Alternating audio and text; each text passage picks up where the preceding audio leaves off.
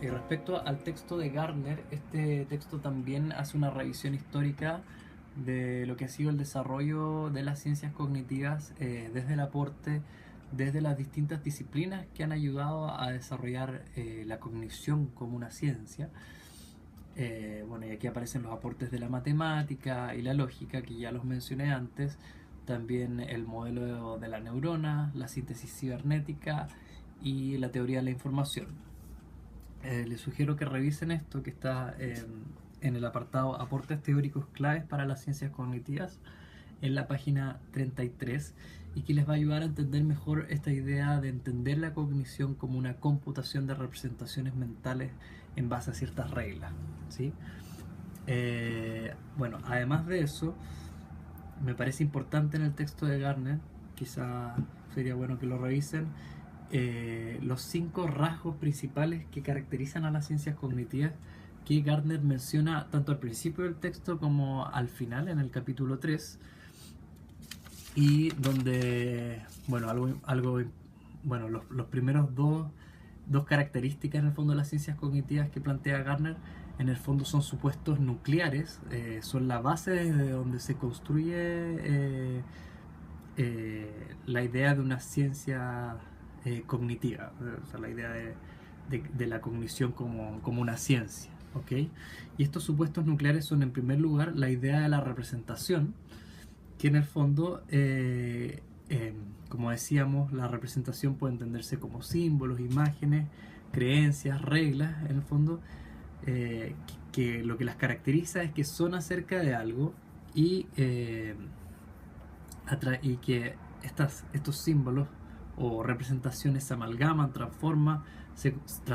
se contrastan entre sí en base a ciertas reglas y generan un cierto resultado, y de esta manera podemos entender los fenómenos mentales. Ahora bien, estas representaciones las ciencias cognitivas las entienden como un nivel separado de análisis. ¿Qué se refiere con esto de un nivel separado de análisis? Se refiere que se pueden entender como un nivel separado de análisis a, a lo que es la neurobiología o la biología, eh, y también como un nivel separado de análisis con respecto a lo que es la cultura, el contexto en el que se dan estos fenómenos mentales. Bueno, y si lo pensamos entonces desde la computadora, imaginemos por ejemplo que tenemos un computador en cierto estado y yo aprieto un cierto comando en el computador. El apretar ese comando y tener el computador en cierto estado va a generar un resultado determinado debido a que hay un algoritmo que en el computador, o una programación que determina que yo cuando aprieto ese comando el computador genera ese resultado. Ahora pensemos que tenemos otro computador con otro disco duro, otro hardware,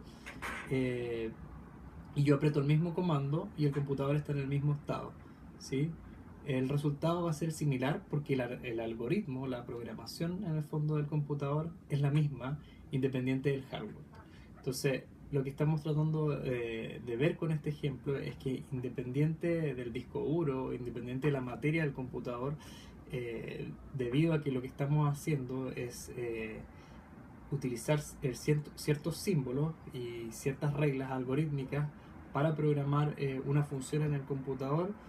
el resultado va a ser el mismo independiente de la materia con la cual esté hecha el computador.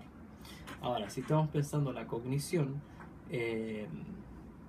desde una manera similar a como entendemos la computación,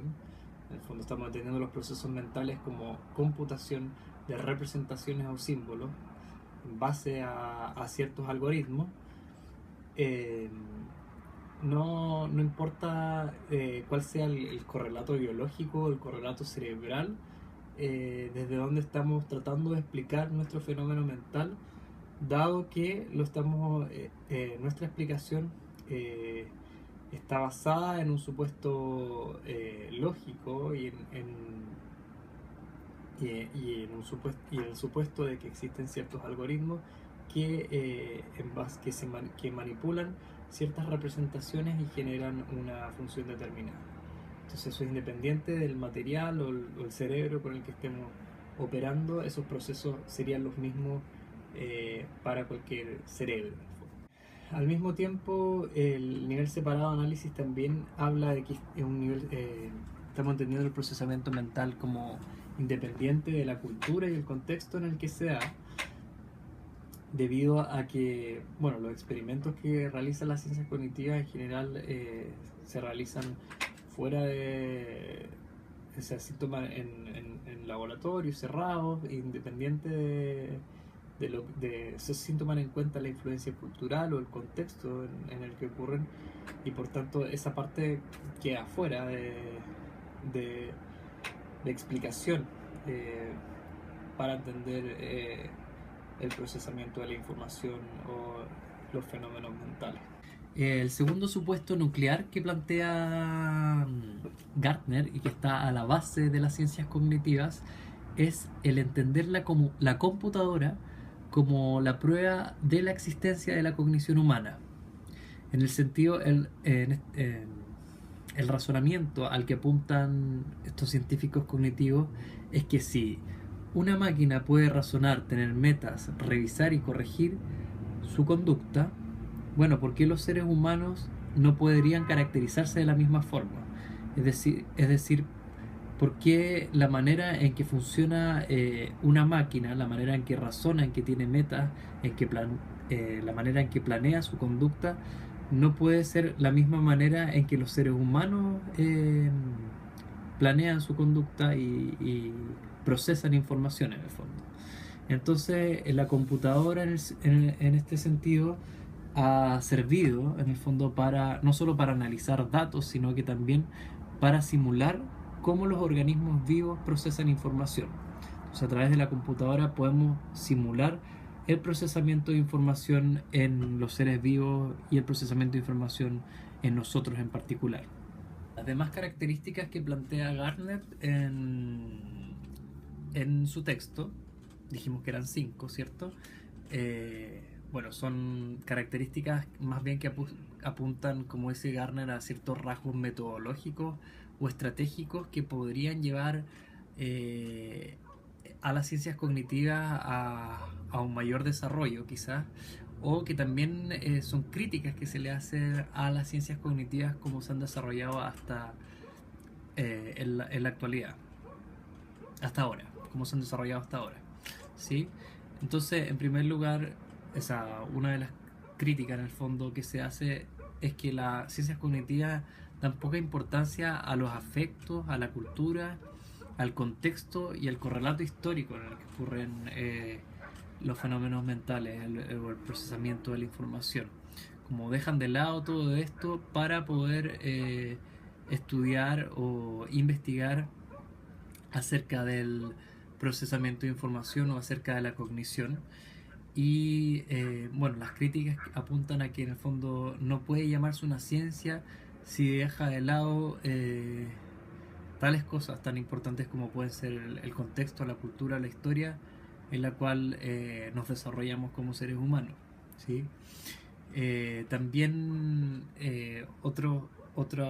característica importante de las ciencias cognitivas es que ha sido difícil el generar una ciencia cognitiva unificada.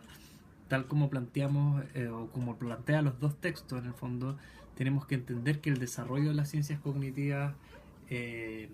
viene desde distintas disciplinas, ¿no? Como ya habíamos hablado, la inteligencia artificial, la lingüística, la ingeniería informática, la neuropsicología, y hasta hoy no existe como una unificación de todas estas disciplinas, o no existe una unidad de todas estas disciplinas, y ni tampoco hay un acuerdo sobre cómo se plantean, o sea, qué son las ciencias cognitivas, qué es la ciencia cognitiva como un todo, sino que hay distintas disciplinas que estudian distintos fenómenos más bien. Y bueno, la última característica apunta a una crítica de la tradición filosófica que, bueno, ahí sería bueno que la revisaran si quieren. No sé si es tan relevante para aspectos del curso, pero